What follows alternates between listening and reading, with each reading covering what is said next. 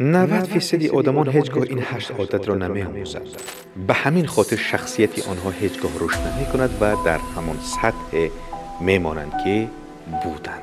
اما اگر تو این 8 عادت را واقعا بفهمی و اجرا کنی، نه تنها سطح کاری تو و مناسبت‌هایت بلکه تصویری تو در چشم دیگران چند مراتب بلندتر می‌شود.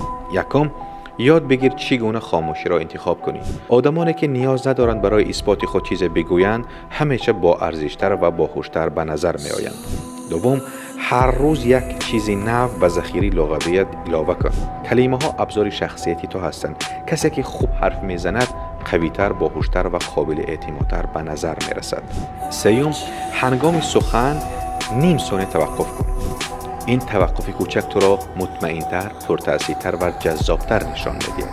چهارم، وقتی سخن میگویی به چشم شخص مقابل نگر. گریختن از تماس چشم حسی ضعف می‌دهد. تماس چشمی می‌تواند تأثیربخش‌تر از یک ساعت سخنرانی باشد. پنجم، دفتری داشته باش که در آن تنها فکرهای مثبت و عملی شونده را بنویسی. نوشتن افکار به ورق شخصیت تو را مکمل و با ترتیب، باهوشتر و آرامتر می‌سازد. ششم، بجای فخر فروشی سوال پرس. آدمانی که میپرسند نه تنها جذابتر بلکه باهوشترند، زیرا میدانند که فهمیدن یعنی رشد است. هفتم، همیشه از خود بپرس اگر کسی مرا بیند چی درباره من میفهمد. این سوال ساده کمک میکند شخصیت خود را از نظر دیگران ارزیابی کنی و بهتر گردانی. هشتم، پیش از وارد شدن به هر جمع خود را آماده کن. به حالت بدن، لحن و انرژی خود اهمیت ده.